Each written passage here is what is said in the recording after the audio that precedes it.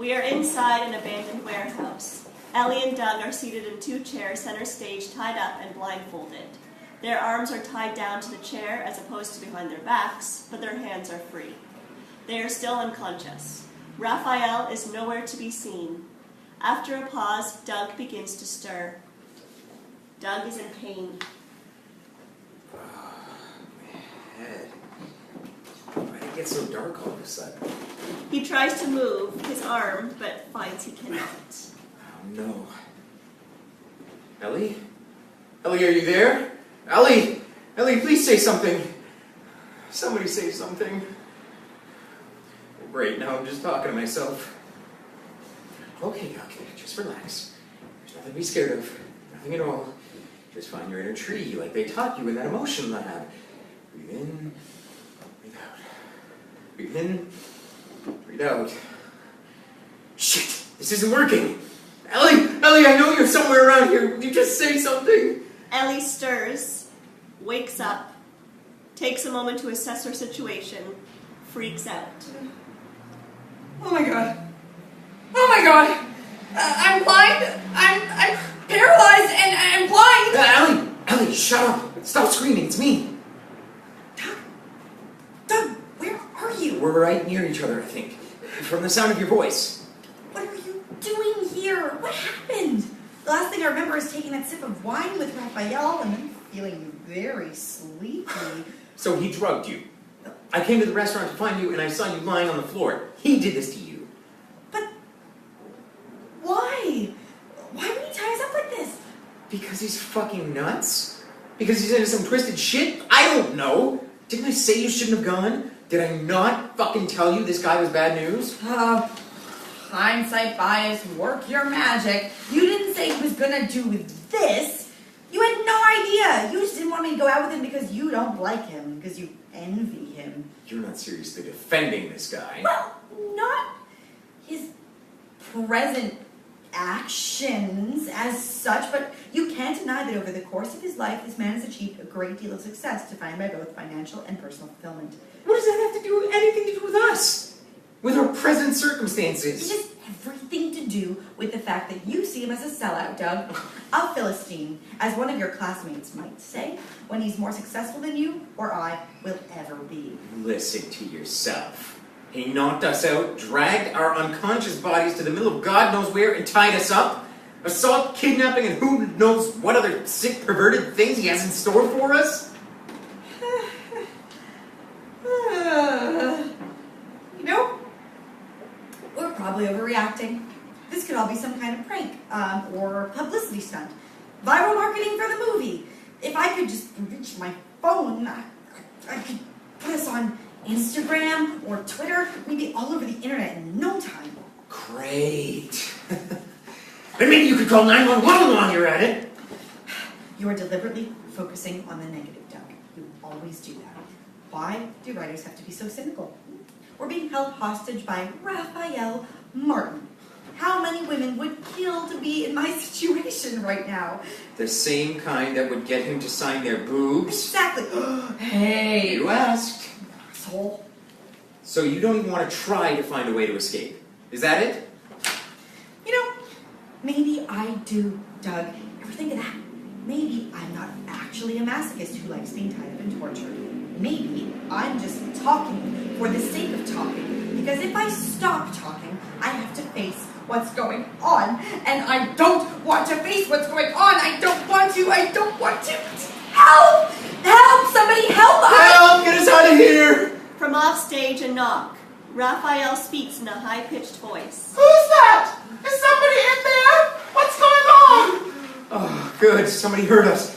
Listen, you have to help us. This crazy actor kidnapped us and tied us up. I don't know what his deal is, but he's obviously insane. Oh, please, let us out. Oh, my stars and garters! You've been kidnapped? Ain't that a kick in the balls? Well, don't you worry your pretty little heads. I'll go get some help. Wait. When you say crazy actor, do you mean Raphael Martin? Oh my gosh, isn't he just dreamy? Did you not hear what we just said? Kidnapped! Need rescuing now! You know, there's a reason he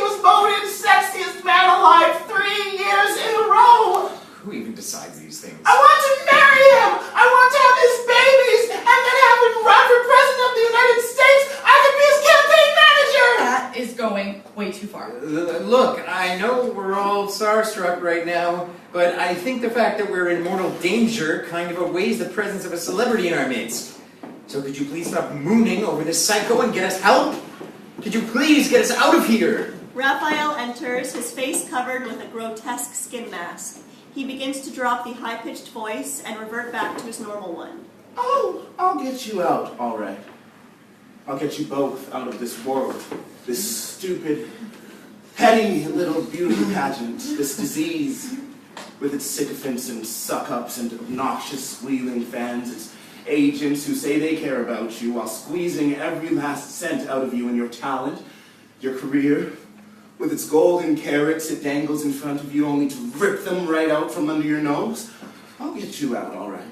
I'll get you out! He rips both Doug and Ellie's blindfolds off to reveal their terrified faces. Lucy, I'm home! He takes off the mask to reveal his own. All right, guys, I want nothing but honest feedback from you. Was that good? Did it feel real? Was the illusion satisfying? No answer from Doug and Ellie. Oh, come on now, nothing. Nothing at all. No reaction whatsoever. He advances threateningly. Doug and Ellie look at each other. Then, tentatively, cautiously, Ellie begins to applaud. And catching on, Doug does the same. As they both applaud, Raphael takes a bow. Thank you. Thank you. Honestly, you're too kind. You're making me blush. I could not have asked for a better pair of scene partners. Scene partners? Of course. Why did you think you're here? Well, I thought you might have some feedback for my script. Your what? My script. Remember that day on set, I gave it to you to read? To maybe show it to some of your big shot producer friends?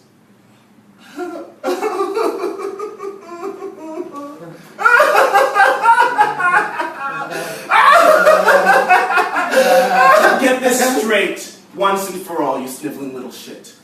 I have no friends. Not actors.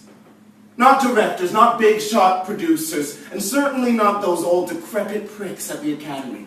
You know, the ones who think they're the absolute authorities on film when they can't even piss straight at their age? I was supposed to be the next big star. The golden boy who could do no wrong.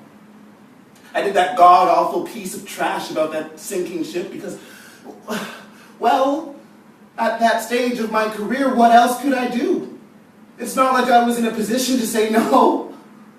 Oh, the dialogue they had me spouting with that vapid bimbo of a leading actress. It was so banal. Every single romance cliche you could imagine. Well, she did have some nice tits, though. Fucking gorgeous. One good thing about that production was shooting that sex scene. I got to motorboat those melons like nobody's business. And what do you think came out of that? Sex? Explosions? People dying left and right? It was a monster hit. Highest grossing movie of the decade. My agent's going, holy shit, Raph, baby. I've got scripts out to my eyeballs. You're so much in demand. But this time, I had enough money that I could choose which projects I wanted to do, and I kept doing them. Until one day, finally, after playing Johnny Depp's mentally handicapped brother, I got the call from them. The Academy of Motion Picture and Picture Arts and Sciences. This was it. This was what I'd been dreaming of growing up. My big moment on stage, looking down at all those poor suckers who didn't get that golden statuette.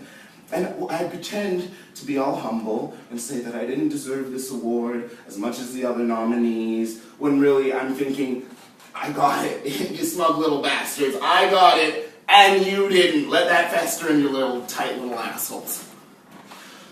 So I went to the ceremony, wrote a big long speech, got all dressed up for it and everything. And what happened? I didn't win.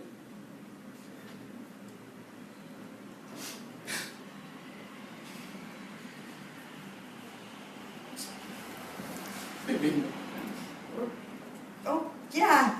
I remember Daniel Day-Lewis beat you that time, didn't he? Raphael goes over to Ellie and bites one of her fingers. Ellie howls in pain. Oh, yes! Daniel got his umpteenth fucking Oscar that year for playing not one, not two, but 3 characters. How is that fair? He's Daniel Day-Lewis, man. Come on. There's no way you could beat him. Oh, no. But there are plenty of ways I can beat you. But wasn't it an honor to be nominated 5 times? An honor! I became the running joke of both the Academy and the critics. I've had the honor of being mocked by Billy Crystal, Ellen DeGeneres, Seth MacFarlane. Don't worry, Raph. Maybe this time you'll get it. I once played a Polish Jew who owned 5 puppies with cancer during the Holocaust. Do you have any idea how much the Academy eats that shit up? Do you know how many asses Miramax had to kiss to get me my 5th nomination? And do you know who it got to? Do you know who got it? It went to the fucking black guy who played a slave. I guess all the PC whining about diversity really paid off. Or maybe he just gave a good performance.